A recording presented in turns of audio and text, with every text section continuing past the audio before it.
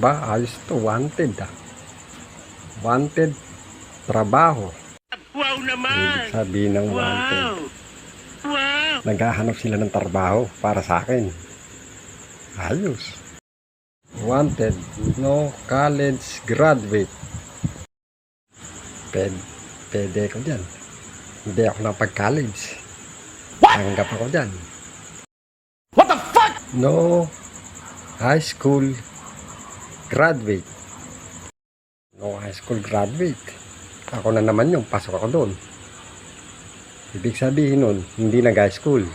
Hindi ako nag-high school. Yes. Yes, elementary graduate. Tanggap na ako doon. Tapos ako na elementary graduate. Muntik pa nga akong hindi gumaradit. Kung hindi ako matatanggap. No experience. No experience. Buti na lang. Hindi pa ako nakakapag-asawa. Wala pa akong experience. Pasok na naman ako doon. Sa Tagalog ng no experience ay wala pang karanasan.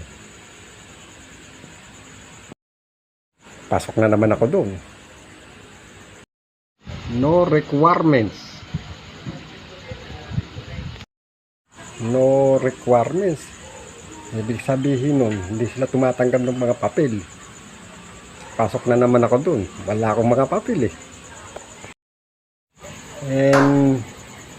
And minimum fare start 175 per day. Ayos yun ah.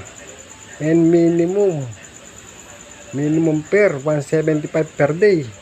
Ang ibig sabihin ng minimum sa Tagalog, hindi mataas, hindi mababa.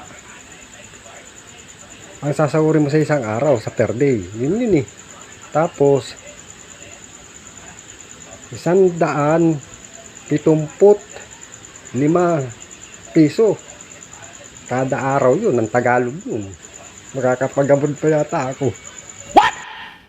Yes. What the fuck? Sounds battle and metal. Isa lang ang ibig sabihin yan. Para sa akin talagang trabaho na to. Wow naman! Yung sounds, ibig sabihin nun, marunong ka magsalita. Sounds eh. Sigaw, sounds. Tapos ang Tagalog ng battle, bote. Diba, bote yun. Tapos nung metal, bakal. Tanggap na ako. Bakal bote yun eh. Sigurado.